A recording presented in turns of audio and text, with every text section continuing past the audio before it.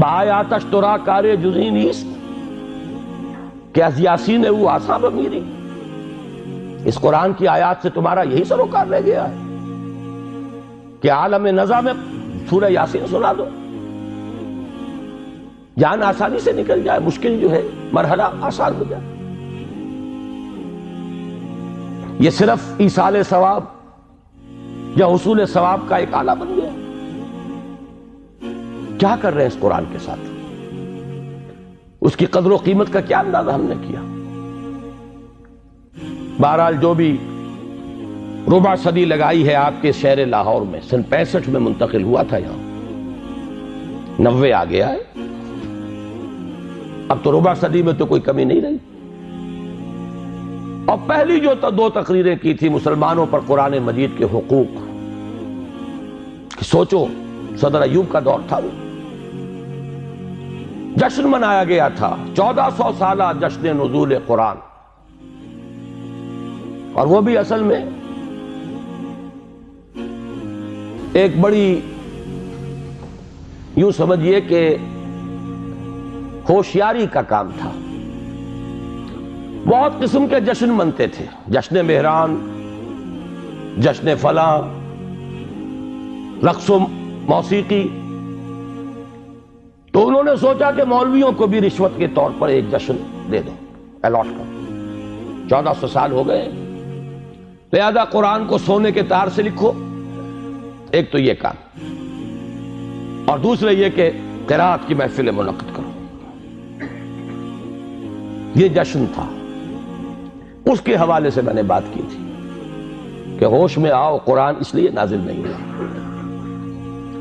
جب یہ موعظہ تھا، جب یہ شفاء لما فی الصدور تھا، جب یہ ھدی للناس تھا، جبکہ یہ موجب رحمت تھا، پورا قرآن بھی لوگوں کے پاس نہیں تھا. کہیں پرزوں پہ لکھی ہوئی صورتیں، کہیں اونٹ کے شانے کی ہڈی پر، سکیپولا پر لکھی ہوئی کوئی صورت، شاذ کسی کو کاغذ دستیاب ہوتا تھا. کہیں ما بین الدفتین تو قرآن تھا ہی نہیں. وہ تو حضرت ابوبکر نے کیا ہے، حضور کے زمانے میں تو نہیں تھا. سینوں میں جمع ہو گیا تھا. سونے کے تار سے کیا سوال، تانبے کے تار سے لکھا ہوا بھی نہیں تھا، کاغذ پر چھپا ہوا تھا ہی نہیں. لیکن قرآن تھا، سینوں میں تھا. بل هو آیات بینات فی صدور الذین اوتوا العلم، سینوں میں تھا. اس قرآن نے انقلاب برپا کیا. آج ہم 1,000 روپے کا نسخہ جو ہے خرید کر بچیوں کو جہیز میں دیتے، لیکن یہ کہ وہ قرآن حقیقت میں نہیں ہے. لا یبقى من الاسلام الا اسمہ ولا یبقى من القرآن الا رسمہ. رسم الخط ہے.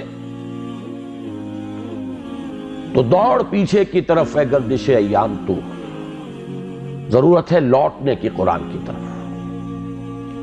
اس لوٹنے کے لیے اپنی جگہ پر خود بھی آدمی طے کرے جو کمی ہے.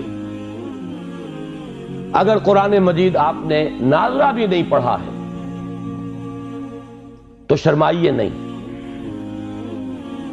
اس کمی کی تلافی اب کیجیے. اور میں کہا کرتا ہوں کہ حضور کی بسم اللہ ہوئی تھی 40 برس کی عمر میں، جب قرآن کی پہلی آیت نازل ہوئی ہے اور حکم ہوا اقرا. آپ نے یہ کہا تھا ما انا بقاری، میں تو پڑھنے والا نہیں ہوں، پڑھا ہوا نہیں ہوں. 40 برس کی عمر تھی تب قرآن پڑھنا شروع کیا. It's never too late. قرآن پڑھیے، قرآن سمجھیے، قرآن پر عمل کیجئے. اگر اللہ نے آپ کو فہم کی ایک بلند تر سطح پر، ہائر لیول آف کانشسنس پر فائز کیا ہے، اسی لیول کے قرآن کو پڑھیے. یہ ایک قرآن نہیں ہے، اس میں ہزاروں قرآن. ہر شعور کی سطح کا ایک قرآن اس میں علیحدہ موجود ہے، اور ہر دور کی علمی سطح پر، اس کے افق پر ایک خورشید تازہ کے مانند یہ قرآن طلوع ہوگا. لیکن ضرورت ہے اس میں لگنے کی، کھپنے کی، اس میں ڈوبنے کی، اس میں غوطہ زنی کی. قرآن میں ہو غوطہ زن اے مرد مسلمان. اس سے ذرا آگے بڑھیے.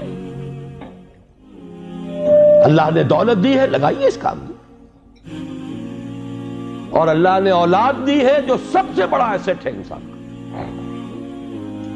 جو اصل صدقہ جاریہ ہے۔ تو لگائیے اس کام میں۔ ابھی میرے ایک بڑے عزیز دوست، بڑی قدر ہے میری نگاہ میں ان کی، ایئر فورس میں بڑے اونچے مقام پر ہیں، وہ فرما رہے تھے کہ میں نے اپنے بعض عزیزوں سے یہ کہا کہ قرآن کالج میں بچوں کو داخل کرائیں، لیکن معلوم ہوا کہ آپ کے ہاں تو وہ اردو میڈیم ہے۔ اب اونچی سوسائٹی وہ تو اردو میڈیم میں اپنے بچے کو نہیں بھیجے گی، تو آپ کوشش کریں۔ میں نے کہا کہ ٹھیک ہے، سوچیں گے اس پر۔